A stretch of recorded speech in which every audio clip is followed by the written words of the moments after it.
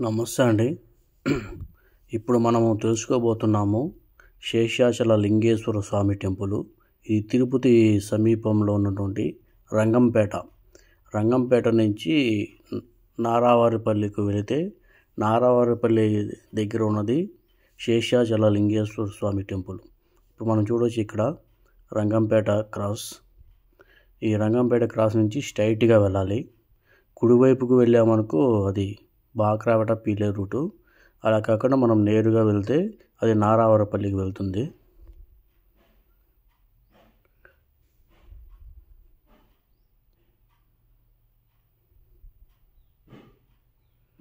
ఇక్కడ చూడొచ్చు మనము నారావారిపల్లికి ఎంటర్ అయ్యేటప్పుడు బోర్డు కూడా ఉంటుంది. ఈ నారావారిపల్లి దాటంగానే మనకు ఈ టెంపుల్ అనేది కుడివైపున ఉంటుంది.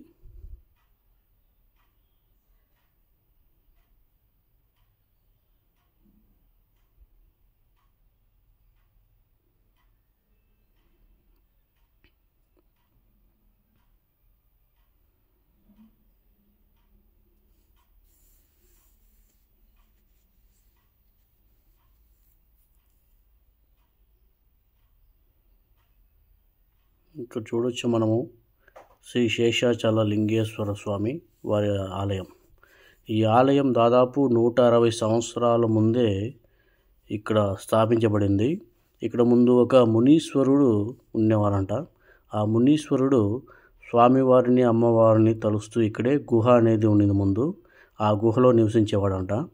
స్వామివారు కూడా ఇక్కడ గుహలో ఉంటారు. అలాగే ఇక్కడ మనం చూసామంటే ఆ లింగం అనేది ముందు సైకత లింగం అంటే ఇసుక లింగం అనేది ఉండింది. దాదాపు అతను 60 సంవత్సరాల పాటు అక్కడే గుడి దగ్గర ఉండేసి చుట్టూ ఉన్నటువంటి గ్రామాల్లో భిక్షాటన చేసుకొని స్వామివారికి వచ్చినటువంటి భిక్షాన్ని నైవేద్యంగా వండి సమర్పించేవాడంట. అలా అతను దాదాపు 60-70 సంవత్సరాలు జీవించాడంట. అటు తర్వాత అతను కనపడకుండా ఏమయ్యాడు కూడా తెలియదు అనేసి గ్రామస్తులు అన్నారు.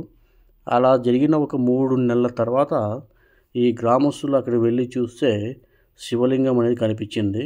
కొంతమంది దాన్ని ధ్వంసం చేయడం వల్ల మళ్ళా దాన్ని తిరిగి ప్రతిష్ఠించారు శివలింగాన్ని. ఆ స్వామివారు కూడా లింగ రూపంలో గుహలో ఉంటారు. అమ్మవారు కూడా పైన సపరేట్గా ఉంటుంది. ఆ గుహ నుంచి ముందు మార్గం ఉండిందంట. ఇక్కడ మనం చూడొచ్చు ఈ లింగేశ్వర స్వామి ఈ ఆలయము. ఈ ఆలయాన్ని 2018లో టీటీడీ దేవస్థానం వాళ్ళు తీసుకొని డెవలప్మెంట్ చేయడం జరిగింది. ఇప్పుడు అనేక వసతులు కూడా ఇక్కడ కల్పించారు అన్ని రకాలుగా. చుట్టూ ప్రకృతి అనేది బాగుంది, పచ్చని చెట్లు ఉన్నాయి. అలాగే సీసీ రోడ్డు కూడా వేశారు. రోడ్డు మార్గం కూడా మనకు అనుకూలంగా ఉంటుంది గుడిలోకి రావడానికి. అలాగే ఈ ఆలయానికి పక్కనే పెద్ద కొండ కూడా ఉంది. ఇక్కడ మనం చూడొచ్చు.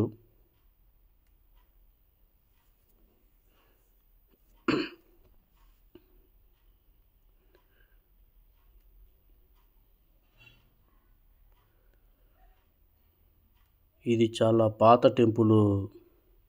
ఈ టెంపుల్ ఏదైనా దర్శించామంటే మన కోరికలు కూడా నెరవేరుతాయని చాలామంది చెప్పారు.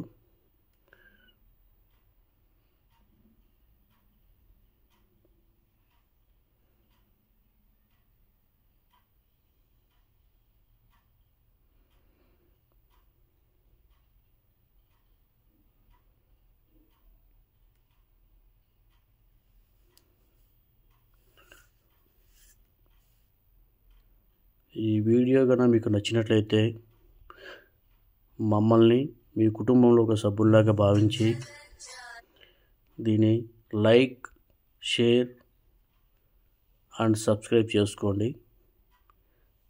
ధన్యవాదములు.